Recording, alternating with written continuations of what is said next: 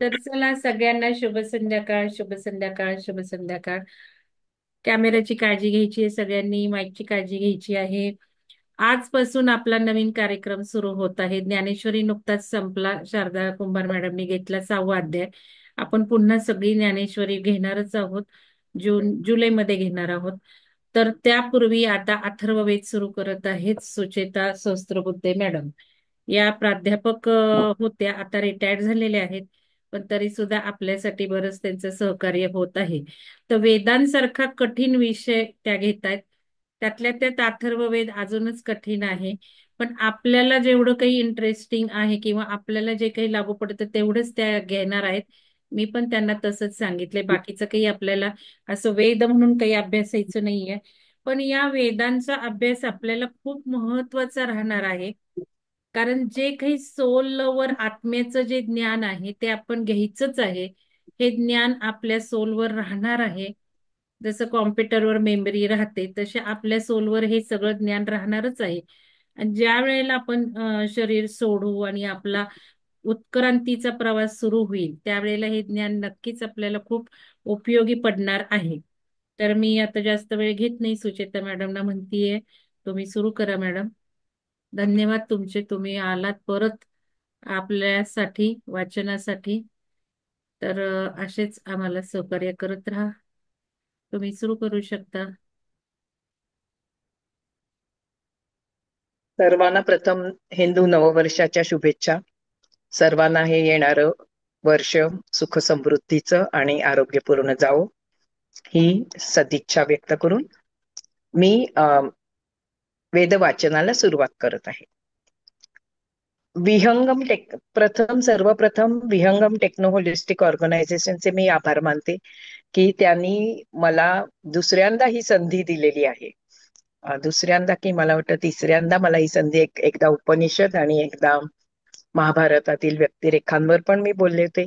तर त्यांनी मला ही संधी दिलेली आहे आणि त्यामुळे काय होतं की रिटायर झाल्यावर सुद्धा मी वाचत राहते. वेगवेगळ्या विषयाचं माझं वाचन होतं आणि वेगवेगळ्या विषयांची गोडी लागते. जे आपल्याला माहिती नव्हतं ते सगळं आता आपल्याला शिकायला मिळत आहे. त्याबद्दल मी ऑर्गनायझेशनची अत्यंत आभारी आहे. मंगल मॅडम ज्या आपल्या मार्गदर्शक आहेत आणि अतिशय व्यवस्थितपणे आपल्याला सर्व गोष्टी समजावून सांगतात आणि आपल्याला योग्य मार्गावर वाटचाल करण्यासाठी त्यांची खूपच आपल्याला मदत होत आहे. तसेच सुदर्शन पिरॅमिडला पण मी वंदन करते, ब्रह्मांडीय ऊर्जेला वंदन करते. आपण सर्व आज इथे हजर राहिलात माझं विवेचन ऐकायला, त्याबद्दल तुमचेही मी आभार मानते. वेदव्यास मुनी यांना वंदन करून मी आता वेदांबद्दलचं आपले वाचन म्हणा किंवा निरूपण म्हणा असं याला सुरुवात करत आहे.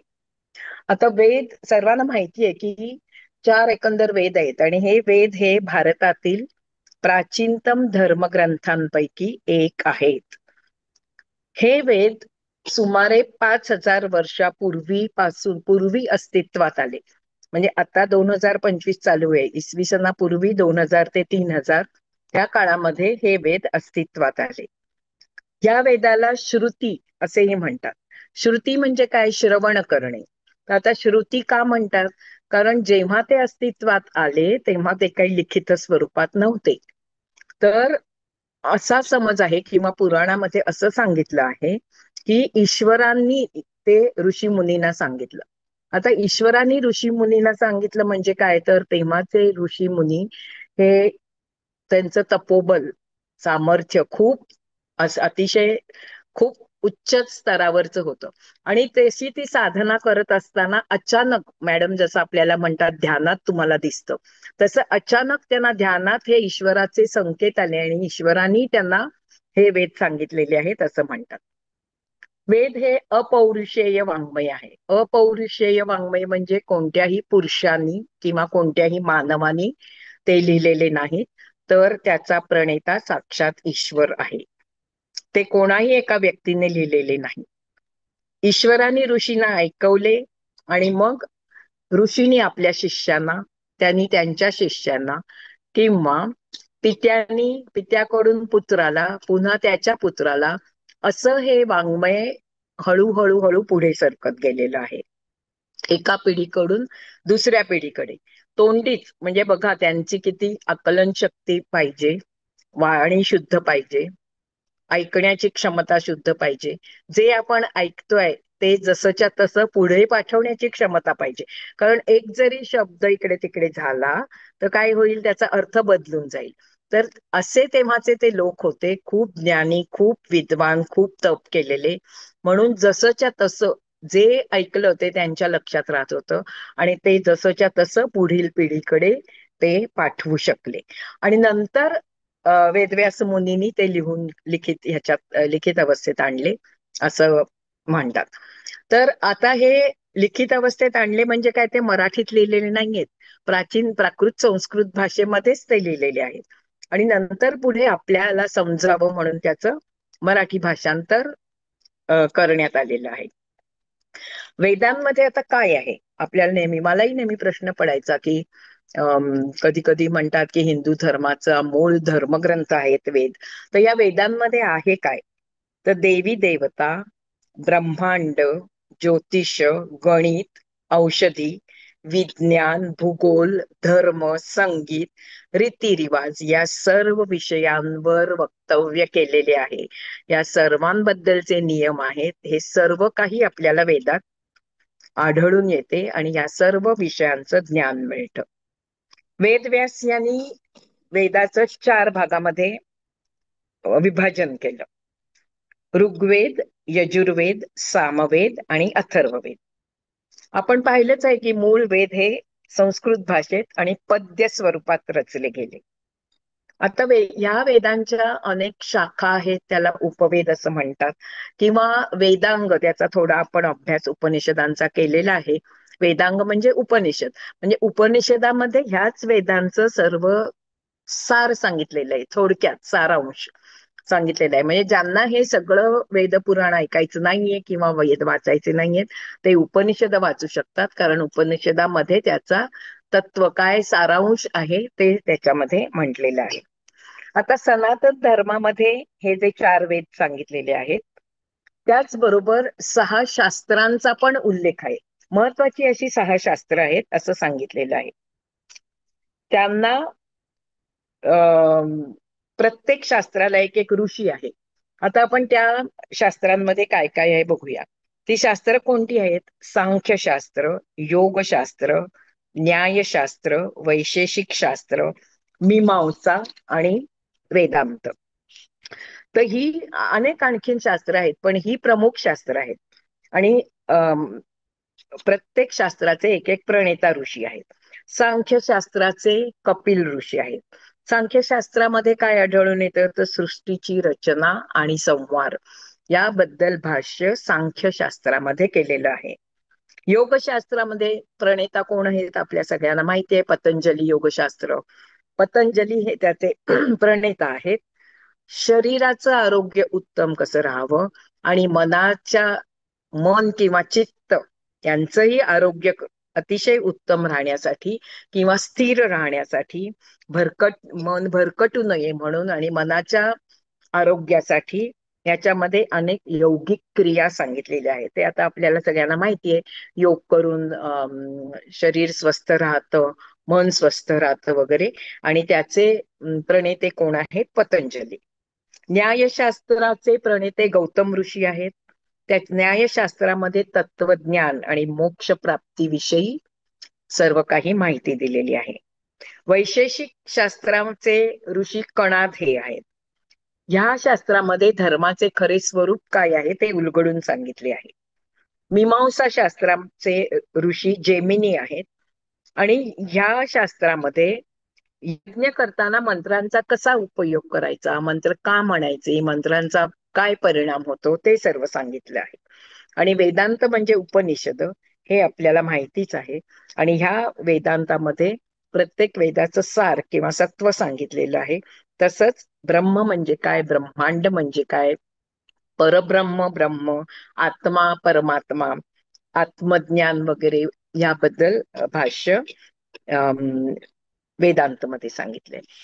याखेरीज अनेक इतर शास्त्रांचाही उल्लेख आढळतो, तो म्हणजे रसायन, वास्तू, नाट्यशास्त्र, शिल्पशास्त्र, कामशास्त्र, वैमानिक शास्त्र, अर्थशास्त्र. ही सर्व शास्त्र म्हणजे बघा, आता आपण म्हणतो की आपल्याला वाटतं की अमेरिकेने हे शोध लावले, इंग्लंडने हे शोध लावले, पण आपल्या सनातन धर्मामध्ये फार पूर्वी 5,000 वर्षापूर्वी ही सर्व वेद हे आणि ही सर्व शास्त्र अस्तित्वात होती. आणि त्यातूनच ज्ञान आपल्या त्या सर्व प्रकारचं ज्ञान त्याच्यामध्ये लिहिलेलं आहे आणि त्याच्यापासून सर्व विषयांना स्पर्श केलेला आहे. तर ही शास्त्र काय शिकवतात? शिस्त आणि अनुशासन, भ्रम दूर होऊन सत्य दर्शवतात, पूर्वजांचे अनुभव व त्यांचे ज्ञान, आपली प्रगती किती झाली, आपली प्रगती कशी करावी, व्याकरण शास्त्रामध्ये भाषेचे नियम आणि शुद्धीकरण याबद्दल माहिती आहे. ऋग्वेदामध्ये तर सॉरी, तर ही सर्व शास्त्र मी तुम्हाला जस्ट उल्लेख म्हणून सांगितलं की वेदांबरोबर शास्त्र सुद्धा कशी महत्वाची आहेत. तर आता आपण 4 वेदांचं जे विभाजन केलेलं आहे वेदव्यास ऋषीने ते बघूया. पहिला आहे ऋग्वेद. तर पहिला 5,000 वर्षापूर्वी प्रथम वेद लिहिला गेला तो ऋग्वेद होता. आणि हा सर्वप्रथम रचलेला वेद होय. आणि ह्याची रचना अष्टक आणि मंडल अशी आहे. म्हणजे पद्यामध्ये 4 ओळी, 8 ओळी, 2 ओळी अशी पद्य रचना आहे. आणि ऋग्वेदामध्ये सृष्टीची अनेक रहस्ये उलगडून दाखवलेली आहेत. ऋग्वेदामध्ये आपल्याला सर्व ज्या देवदेवता आहेत, म्हणजे विष्णू म्हणा, ब्रह्मा म्हणा, सूर्य किंवा सविता, पंचमहाभूत, वरुण, अग्नी, पृथ्वी, उषा, ह्या सगळ्यांची स्तुती गायन ह्याच्यामध्ये जास्त आहे. या सगळ्यांची स्तुती करणारे अनेक मंत्र ह्याच्यामध्ये आहे. दुसरा वेद आहे तो यजुर्वेद आहे. यजुर्वेद मात्र गद्यात्मक शैलीत लिहिलेला आहे. गद्य आहे सगळं. का ते गद्य आहे? कारण यजुर्वेदामध्ये यज्ञ कसे करावेत, यज्ञासाठी ती यज्ञवेदी कशी असावी, यज्ञामध्ये काष्ठ म्हणजे जे लाकडाच्या ढलप्या घालतात ना, आहुती देतात, ती कोणत्या झाडाची असावी, त्यांचं आकारमान काय असावं, यज्ञवेदीचे आकारमान काय असावं, हवन जे करतात ते तूप कुठून आणायचं, ते गाईचं तूप, ज्या गाईचं तूप आपण आणणार आहोत, ज्या गाईच्या दुधापासून, त्या गायी कशा असाव्यात, ते दूध कसं काढावं, त्याचं तूप कसं करावं, किंवा आणखीन कोणतं काय हवन करता येईल का, आणखीन समिधा देता येतील का, किंवा कोणत्या ऋषी मुनींना बोलवावं, कशा प्रकारे यज्ञ करावा, कोणत्या कारणासाठी कोणता यज्ञ करावा, या सर्वाची माहिती यजुर्वेदामध्ये गद्य स्वरूपात दिलेली आढळते. म्हणजे बघा, ऋग्वेद हा पद्य स्वरूपात आहे, काव्य. यजुर्वेद हा गद्य स्वरूपात आहे. आता तिसरा आहे तो सामवेद. सामवेद हा गायन स्वरूपात आहे. म्हणजे ही जी ह्या ऋचा आहेत, आता अथर्व वेदामध्ये सुद्धा ऋचाच म्हणजे पद्य स्वरूपातच अथर्व वेद आहे. आणि ऋग्वेदामध्ये जे पद्याच्या ओळी आहेत किंवा जी कडवी आहेत त्याला ऋचा असं म्हणतात. तर ह्या ऋचा किंवा ही जी सर्व पद्य स्वरूपात असलेली ही जी माहिती आहे ती, त्याला संगीत, त्याला चाली दिलेल्या आहेत आणि ती संगीतमय किंवा संगीतबद्ध केलेली आहेत, ते सामवेदामध्ये आढळतं. अथर्व वेदामध्ये काय आहे तर आरोग्य, गणित, विज्ञान, आयुर्वेद, कृषी शास्त्र, समाजशास्त्र, तंत्र मंत्र आणि अभिचार विधी. तंत्र मंत्र अभिचार विधी म्हणजे गंडे, दोरे, ताईत किंवा आकृती तोडगे, ज्याला आपण जादूटोणा म्हणतो, त्याबद्दलची सुद्धा सगळी माहिती अथर्व वेदात आहे. या संबंधीची तरतूद यामध्ये केलेली आहे. आता या अथर्व वेदामध्ये अभिचार विधी असल्यामुळे, म्हणजे जादूटोणा, काळी विद्या, ह्याच्याबद्दल सुद्धा श्लोक असल्यामुळे पूर्वीच्या ऋषी मुनींनी याला बहिष्कृत केलं होतं. आणि पहिले 3च वेद ते मानत असत आणि त्याला 3 वेदांची म्हणजे त्रिवेद असे म्हणत असत. चौथा वेद हा नंतर त्याला मान्यता मिळाली. आणि का त्याला मान्यता मिळाली, त्याला बहिष्कृतच करून टाकलं होतं, कारण तत्कालीन सामाजिक स्थितीला किंवा तत्कालीन स्थितीमध्ये ऋषी मुनींना हे सगळं काही मान्य नव्हतं. हे जे अभिचार विधीत सांगितलेले होते ते काही मान्य नव्हते. आता आपण बघूया, ऋग्वेदांमध्ये विविध देवतांच्या प्रार्थना आणि स्तुती आढळतात हे आपण बघितलंच आहे. त्याच्यामध्ये इंद्र, अग्नी, वायू, वरुण, जल, पृथ्वी, सोम, पर्जन्य, आकाश, उषा, सगळ्यांची, इंद्राणी, नक्षत्र, विष्णू, सर्वांची स्तुती केलेली आहे. त्या सर्वांना आव्हान केलेलं आहे की आम्ही यज्ञ करत आहोत तर तुम्ही या आणि तुम्ही आमच्यावर कशी कृपा करा आणि तुम्ही आम्हाला कसं आयुष्य प्रदान करा, आम्हाला संतती प्रदान करा, धन धान्य संपदा सर्व प्रदान करा. हे सर्व या ऋग्वेदामध्ये सांगितलेलं आहे. ऋग्वेदामध्ये अधार्मिक किंवा दुष्ट शक्तींचा नाश होण्यासाठी वारंवार प्रार्थना केलेली आढळते. अथर्व वेदामध्ये उपाय आढळतात. लक्षात आलं ना? अथर्व वेदामध्ये दुष्ट आणि अधार्मिक शक्तींचा किंवा इतरही यांचा नाश करण्यासाठी काय करावं ते उपाय आढळतात. पण ऋग्वेदामध्ये प्रार्थना आढळते देवांची की माझ्या शत्रूंपासून माझं रक्षण कर, दुष्ट शक्तींचा नाश कर. कारण तेव्हा यज्ञाच्या वेळेस राक्षस वगैरे येऊन त्रास देत असत, दुष्ट शक्ती असत त्या त्रास देत असत, तर त्यापासून आमचा यज्ञ सुखकारक हो, चांगला दडीस जाओ, याच्यासाठी म्हणून ते देवदेवतांच्या प्रार्थना ह्याच्यामध्ये आढळतात. तसेच भक्तांच्या पापांचे निर्मूलन व्हावे याकरता सुद्धा ऋग्वेदामध्ये प्रार्थना केलेली आढळते. म्हणून ऋग्वेदाला स्तुतियोंका वेद असंही म्हणतात. स्तुतियोंका वेद म्हणजे काय? सगळ्यांची स्तुती केलेली आहे. सगळ्यांना प्रसन्न करून घेण्यासाठी प्रत्येक देवदेवतेची, नक्षत्राची, ब्रह्मांडाची, सगळ्यांची स्तुती केलेली आढळते. म्हणून त्याला स्तुतियोंका वेद असंही म्हणतात. या ऋग्वेदातच गायत्री मंत्र, मृत्युंजय मंत्र, हे दोन्ही मंत्र आपल्याला माहिती आहेत. गायत्री मंत्र, मृत्युंजय मंत्र, अनेक लोकोपयोगी सूक्त, संस्कार सूक्त, तत्वज्ञान सूक्त इत्यादी सगळी आढळतात. तसेच स्तुती करत असताना अनेक नद्यांचा सुद्धा उल्लेख आहे. सिंधू, सरस्वतीचा मुख्य उल्लेख आढळतो. म्हणजे 5,000 वर्षापूर्वी सिंधू आणि सरस्वती नदी अस्तित्वात होत्या. गंगा, यमुना नदींचा पण थोड्या ठिकाणी उल्लेख आढळतो. हा जो ऋग्वेद आहे तो त्यातील ज्या सगळ्या ऋचा आहेत त्यांचा इराणी ग्रंथ जो अवेस्ता आहे, इराणी ग्रंथ अवेस्ता, त्यातील गाथांशी ह्याचे साम्य आढळते असाही उल्लेख आहे. म्हणजे बघा, शेवटी नंतर हे सगळे धर्म, जाती, पंथ निर्माण झाले. प्रत्येकाच्या धर्माचं सार किंवा तत्वज्ञान किंवा मूळ हे सगळं एकच आहे. सनातन धर्माचा सर्वात प्राचीन ग्रंथ हा ऋग्वेद असून तो पद्यामध्ये आहे आणि काव्यमय आहे. इतकं कळलं तुम्हाला ऋग्वेदाचं साधारण सांगते. तर असा हा ऋग्वेद आहे. आता दुसरा वेद आहे तो यजुर्वेद आहे. यजुर्वेदामध्ये काय आहे मी सांगितलंच आहे. यज्ञ कसं करावा, यज्ञासंबंधी सगळी माहिती. वैदिक काळामध्ये यज्ञ सतत चालत असत. तर त्या यज्ञात आहुती देण्यासाठी वापरण्यात येणारे मंत्र किंवा यज्ञ चालू असताना आपण आहुती देतो ना यज्ञामध्ये, त्यावेळेस कोणकोणते मंत्र म्हणायचे त्या मंत्रांचा समावेश आहे. यज्ञ संस्थेविषयी तपशीलवार विचार यात मांडला आहे. विविध यज्ञ कसे करावेत, का करावेत, कोणत्या फळासाठी कोणता यज्ञ करावा, कसे करावेत, फलनिष्पत्ती काय होईल, मंत्र कोणते असावेत, ब्राह्मण वर्ग किंवा ब्राह्मण ते जे बोलवतात ना यज्ञ करायला ते कोण असावेत, आहुती कशाची द्यावी, हे सर्व यजुर्वेदामध्ये सांगितलेलं आहे आणि तो गद्यामध्ये आहे. आणि धनुर्वेद हा यजुर्वेदाचाच उपवेद मानला गेलेला आहे. आता यजुर्वेद म्हणजे बघा, यजुष म्हणजे यज्ञ आणि म्हणून यज्ञासंबंधीची सर्व माहिती असलेला वेद म्हणून यजुर्वेद.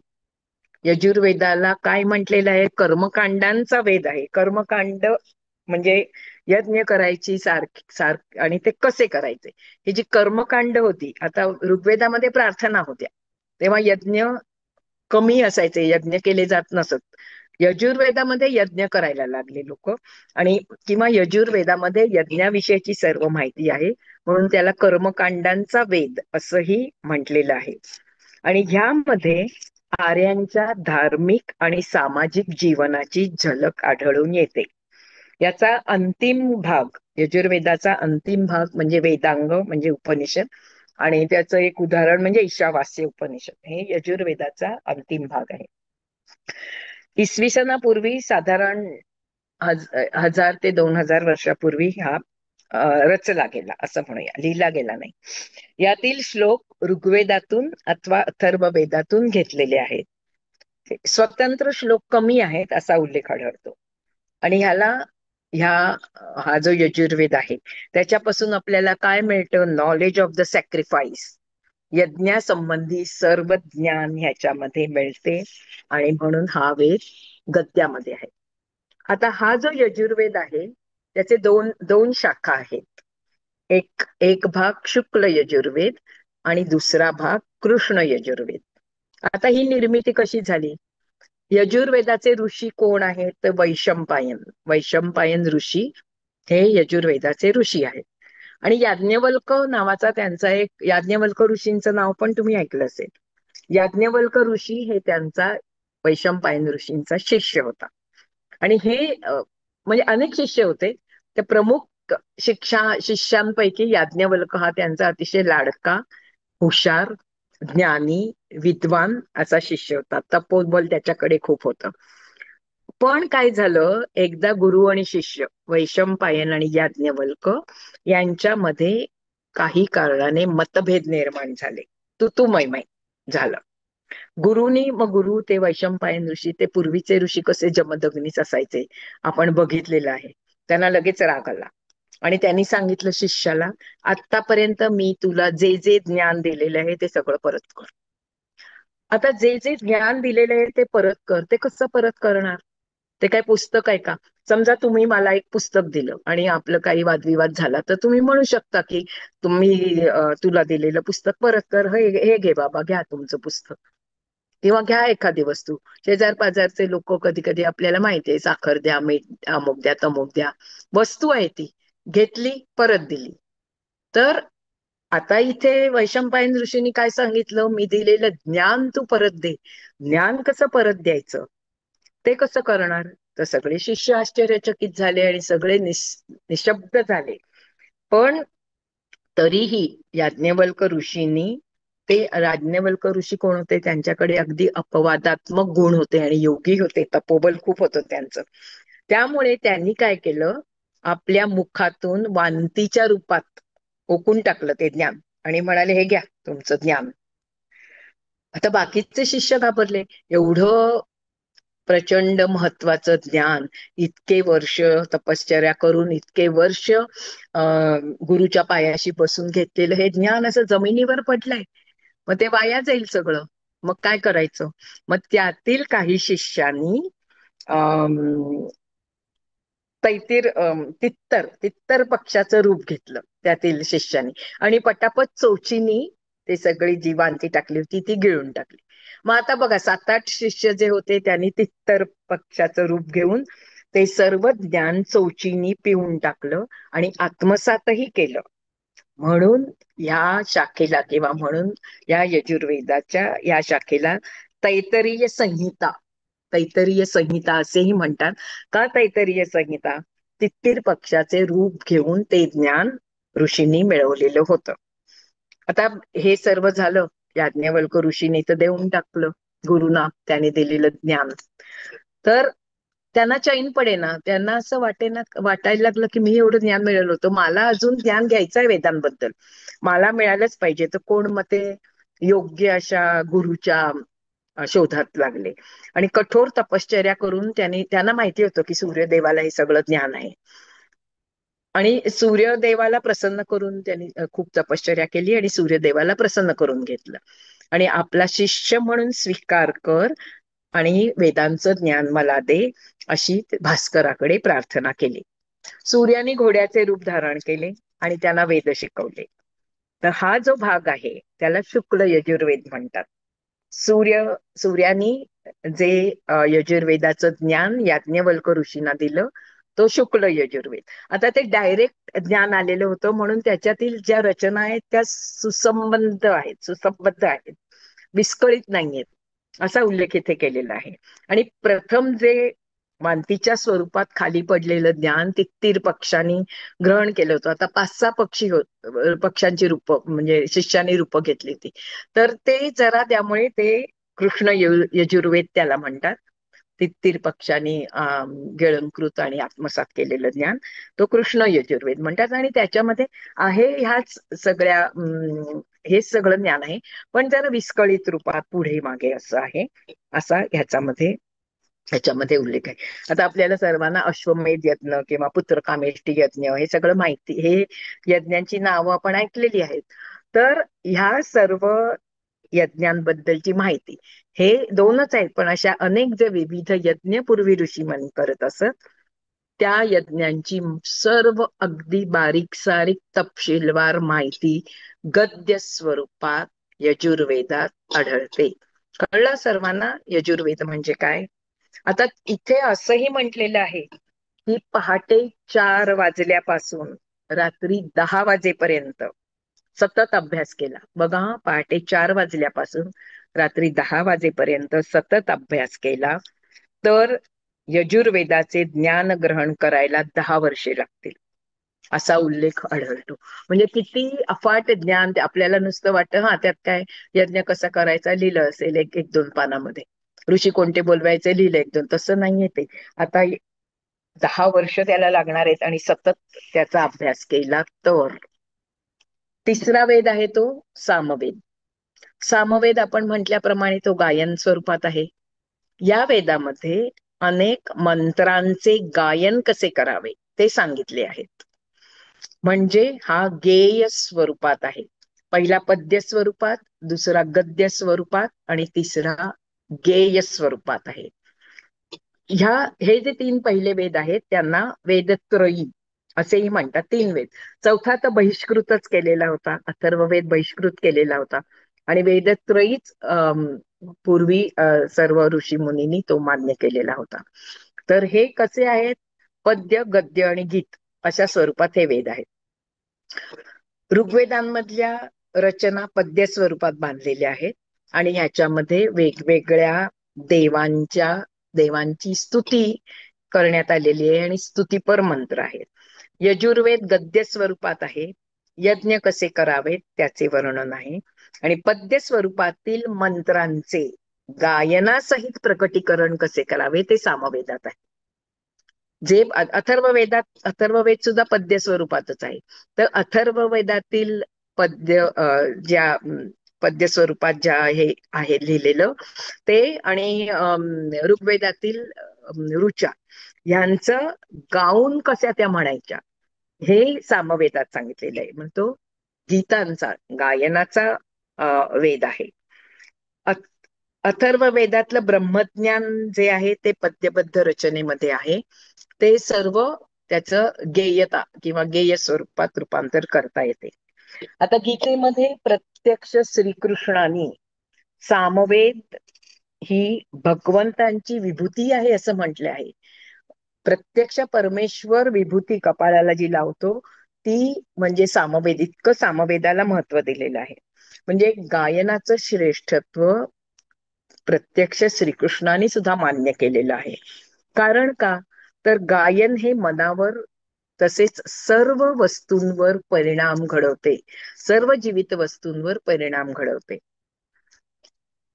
रोगी एखादा माणूस असेल, त्याला चैन पडत नसेल, रोगास आराम पडत नसेल, तर त्याच्या आवडीची गाणी किंवा विविध राग ठरलेले आहेत ते राग जर त्याला ऐकवले तर त्याला बरं वाटण्यास मदत होते. आपली मनस्थिती उदास असेल, खिन्न असेल, बघा जुनी गाणी आपण लावतो, मी तरी लावते.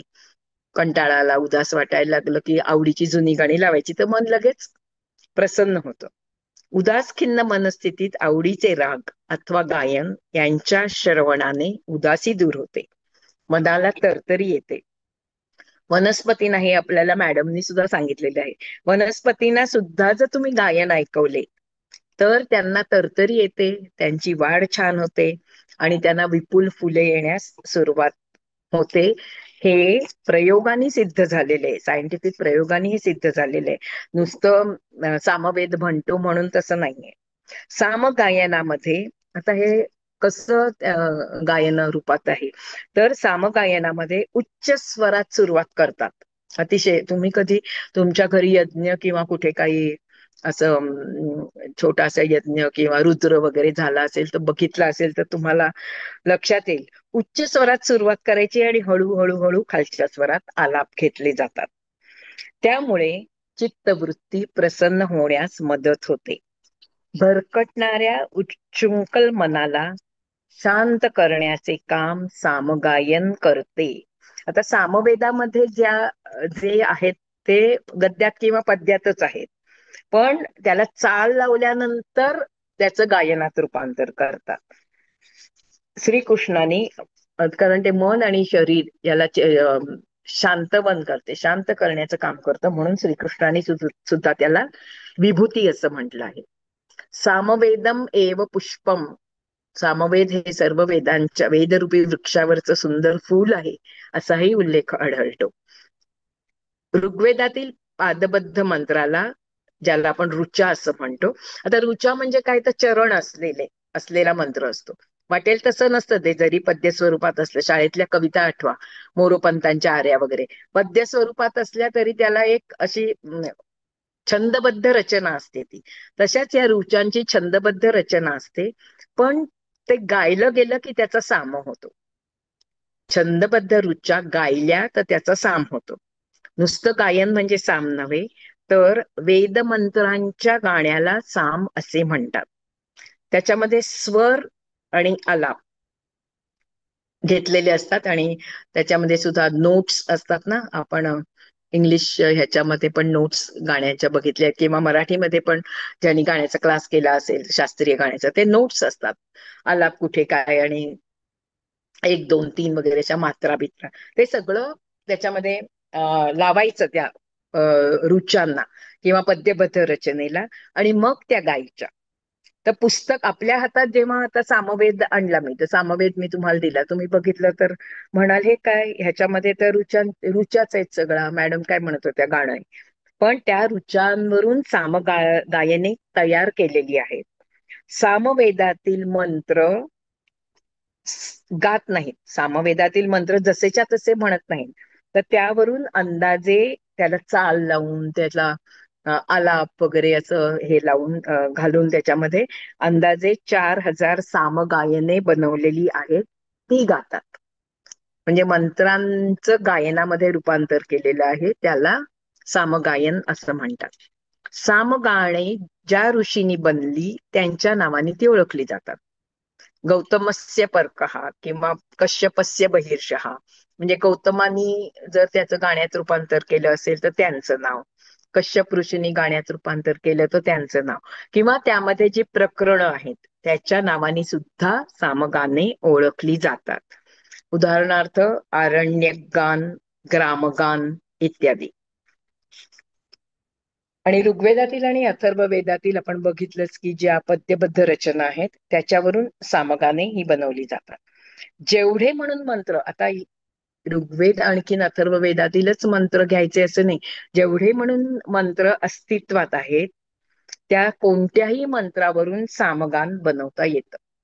आणि त्यात ते सर्व सामवेदामध्ये त्याचा उल्लेख केलेला आहे. सामवेदामध्ये पद्यबद्धच रचना आहेत, पण त्यांच्या नंतर त्याच्यावरून सामगाने तयार केलेली आहे. तर वेद हा कसा आहे, गेय स्वरूपात. पहिला जो आहे ऋग्वेद पद्य स्वरूप, यजुर्वेद गद्य स्वरूप, आणि सामवेद गेय स्वरूप, चाल लावायची त्याला. आता मी थोडस तुम्हाला, आपण हे ऋग्वेद जास्त अभ्यास करणार नाही आहोत, आपला मूळ अभ्यास अथर्व वेदाचाच आहे, परंतु थोडस मी तुम्हाला कशा त्या रुचा आहेत ते सांगते.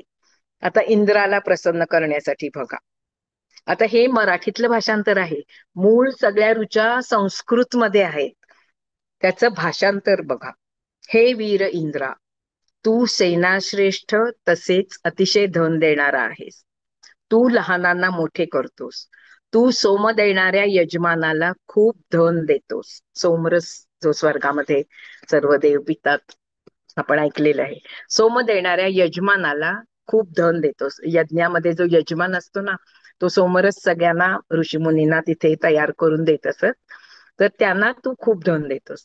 युद्धात अभय देणाऱ्या इंद्रा, तू दोन्ही अश्वांना रथाला जुंप. तू मारतोस पण आणि धन पण देतोस. तू आम्हाला धन प्रदान कर. दुसरी ऋचा बघा. हे वीर इंद्र, सोमसिद्ध झाल्यावर तू आम्हाला आनंदित होऊन धनदान करावे. तू अतिशय धनवान आहेस. तू आमच्या इच्छेकडे लक्ष दे आणि तू आमचे संरक्षण कर. हे इंद्र, हवी देणाऱ्या मनुष्याला, हवी देणाऱ्या म्हणजे यज्ञात जे आपण हवन करतो ना ते, हवी देणाऱ्या मनुष्याला जे उपभोग्य पदार्थ देतो ते आम्हालाही देऊ. हे इंद्र, तुझ्याजवळ भरपूर, थोडक्यात काय, आता इंद्र देवांचाच राजा आहे, त्याच्याजवळ भरपूर धन असणारच, त्याचा उल्लेख वारंवार आढळतो. तुझ्याजवळ भरपूर धन आहे, ते सर्वांना वाट. मी देखील त्या धनाचा वाटेकरी होऊ दे. उत्तम बुद्धी असणारा इंद्र आम्हाला गायींचे धनही देतो. हे इंद्र, दोन्ही हातांनी धन प्राप्त करण्यासाठी आमची बुद्धी तू तीक्ष्ण कर. हे महाबली इंद्रा, तू मर्त्य मानवांचा उत्साह वाढवतो. तू धैर्यदाता आहेस आणि मी तुझी सत्यवाणीने स्तुती करत आहे. हे धनरूपी इंद्रा, तुझ्या दान व संरक्षणापासून आम्ही कधीही वंचित न राहू, म्हणजे सारखं मागितलंय. तू मनुष्यांचे हित करणारा आहेस.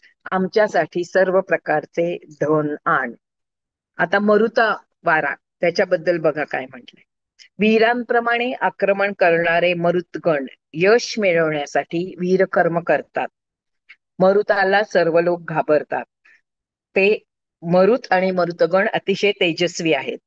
उत्तम कर्मे करणाऱ्या त्वष्टाने सहस्त्रधारा असणाऱ्या वज्राला बनवले आणि इंद्राने ते वीर कर्मे करण्यासाठी धारण केले. त्याच्यामुळे त्याने वृत्राला मारले आणि पाण्याला खाली सोडले. तर मरुतानी भूमीवर साठलेल्या पाण्याला आपल्या बलाने, बघा भूमीवर इंद्राने ती पाणी खाली पाठवलं, तर वाऱ्याने काय केलं, भूमीवर साठलेल्या पाण्याला आपल्या बलाने वर जाण्यासाठी, म्हणजे मेघ तयार होण्यासाठी प्रेरित केले. मेघांचे भेदन केले आणि आवाज केला, म्हणजे वीज चमकली. अशा प्रकारे कल्याणकारी सोम पिऊन हे मरुता, तू अतिशय उत्तम कर्म केली आहेत. मरुतानो, स्तुती करणारा आणि दान देणारा या दोघांना, बघा मॅडम पण आपल्याला दानाचं महत्व सांगतात, इथे स्तुतीचं महत्व. सर्वांना चांगलं बोलायचं, तुम्ही सगळ्यांचे गुण काय आहेत ते आपण वाखाणले पाहिजे, दोषांकडे दुर्लक्ष करायचं, असा याचा अर्थ आहे. हे मरुतानो आणि मरुतगणानो, स्तुती करणारा आणि दान देणारा या दोघांना तुम्ही त्यांनी इच्छा केलेल्या सुखापेक्षा आणि धनापेक्षा तिप्पट सुख देता. बघा, जे मिळतं जे आपण देतो त्याच्यापेक्षा तिप्पट आपल्याला परत मिळतं. तसंच आम्हालाही तुम्ही द्या. वीरानो, आम्हाला तुम्ही संतानयुक्त धन द्या. संतानाची पण मागणी केलेली आहे, धनाची मागणी केलेली आहे. तर अशा प्रकारे विविध उशेबद्दल आहे, किंवा वेगवेगळे सूर्याबद्दल आहे. सूर्याची प्रार्थना केलेली आहे, सूर्याने आम्हाला हे द्यावे ते द्यावे, उशेने द्यावे, पृथ्वीने द्यावे, इंद्राने द्यावे, अग्नीने द्यावे. अग्नी तर महत्वाचा आहे, कारण यज्ञासाठी तो लागतो. त्यामुळे हे सर्व ह्याच्यावरती ऋचा या ऋग्वेदामध्ये आढळतात. आता 10 मिनिटं मी मॅडमना म्हंटल होतं, मी यावेळी आज ध्यान घेऊन बघेन. उद्यापासून आपण अथर्ववेदाला सुरुवात करूया. तर श्रद्धा ध्यान मॅडम, घेऊ. आज सुचेता मॅडमना ध्यान घ्यायचे, त्यांनी जे काही सांगितले थोडस त्याच्यावर चालेल ना? त्यांचं काय हे जे आहेत वेद त्याच्यावरच त्या घेणार आहेत. चालेल ना? घेऊ श्रद्धा ना मॅडम, मॅडम? श्रद्धा मॅडम, श्रद्धा मॅडम ऐकताय का तुम्ही? एकच मिनिट हा, कोणीतरी काय? एकच मिनिट हा मॅडम. हा, येते ऐकायला. हा. हा हा, आजच्या बोला दिवस मी मॅडम. ध्यान घेते, प्रयत्न हो करते मॅडम, म्हणजे. हा. घ्या ना. हो. नाही तर एक मी मला सांगायचं आहे की महत्वाचं आता मॅडमनी खूप सुंदर सगळं सांगितलं आपल्याला 4 वेदांबद्दल थोडक्यात. आणि बऱ्याच गोष्टी खूप छान स्टोरी रूपात सांगितल्या. तर खूप खूप धन्यवाद मॅडम तुमचे. मॅडमनी आता जे अप्रिसिएशन सांगितलं म्हणजे दानाचं तर मी सांगतेच आहे, पण कौतुकाचं तर सारखीच सांगते. हम्म. कारण 6 हृदयचे जे गुण आहेत, मी आज सकाळी जो रेकॉर्डिंग आहे अनुजा मॅडमचा अनुभव, ते सगळ्यांनी व्यवस्थित ऐका. कारण त्याच्यात फार महत्वाचं मी सांगितले षडरिपूवर. तर हे षडरिपू आपण सोडल्याशिवाय आपण हृदया चक्रापर्यंत येत नाही. तो आपला बॅलन्स होणं शक्य नाही. आणि त्याच्या महत्वाचं षडरिपूंमध्ये सांगितलंय. तसंच 6 गुण हृदयाचे हे आतापर्यंत नेहमीच सांगत आलेले मी, की ग्रॅटिट्यूड आहे, त्याच्यात हम्म. अप्रिसिएशन आहे. तर आता मॅडमनी जे सांगितले की कौतुक करायचं, प्रशंसा करायची, आणि त्यांनी तिप्पट कसा फायदा होतो हे वाचलंय, अथर्ववेदामधलं हे आहे. इतकं महत्व या अप्रिसिएशनला आहे. मग आपल्याला वेळ नसतो दुसऱ्यांचं कौतुक करायला. म्हणून तुम्हाला मी काय सांगितलंय, छोट्या छोट्या गोष्टी जे कोणी आता नूतन मॅडमचं उदाहरण घ्या, किती सुंदर कविता केली आहे. किती वेळ लागतो त्यांना काही आपल्याला हात द्यायला? आपल्याला तर काही वाक्य लिहायचीच नाही. हो मॅडम, इतकंही बरोबर. सोपं करून ठेवलंय मी, काही कोडच नको, काय शब्द घालू. आणि दुसऱ्यांनी कौतुक केलं की इतरांना मनात नसलं तरी कौतुक करावं लागतं त्या पद्धतीत. काय होतं की मग तिला काय वाटेल मी कौतुक नाही केलं, मनाला जरी आवडलं नाही तरी कौतुक आपण जसं अभिनंदन करतो ना, सगळ्यांनी हम्म. केलं मग आपल्यालाही करायचं. तर ते पद्धत बंद करून टाकली मी. थंब द्या, हे द्या, इमोजी द्या, इतकं सोपं केलेलं आहे.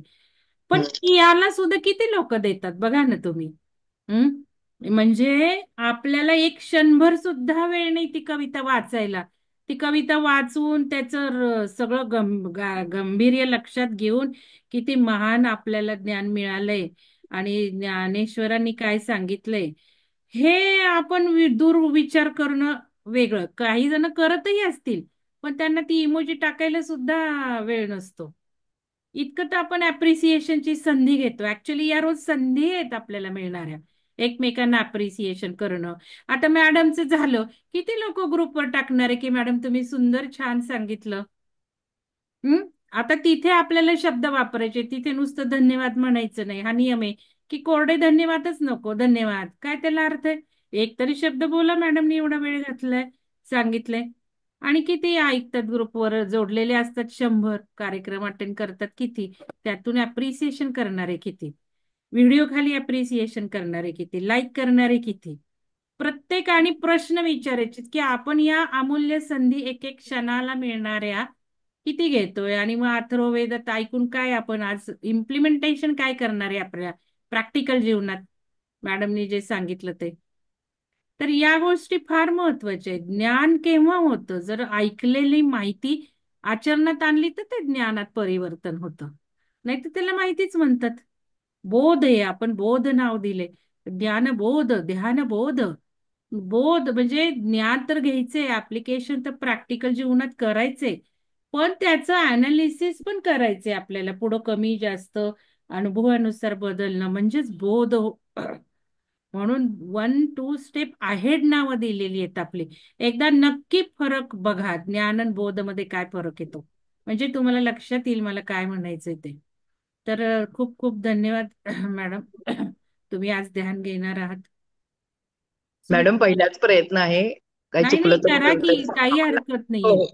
सगळ्यांनी करा ते, त्याला काही हे नाहीये. हो, आणि मी जर काही सांगितलं तर ते पॉझिटिव्हली घ्या, ते निगेटिव्हली काही समजू नका. हो, हो. हो मॅडम. आपल्याला जर इम्प्रूव्ह व्हायचंय तर पॉझिटिव्ह घेतली तरच इम्प्रूव्हमेंट आहे. आपला इगो बाजूलाच ठेवला पाहिजे नाही त्याच्यात. हो, थोडस या पण गोष्टी मला सांगाव्याशा वाटतात. ठीक आहे मॅडम, करा सुरू. हो.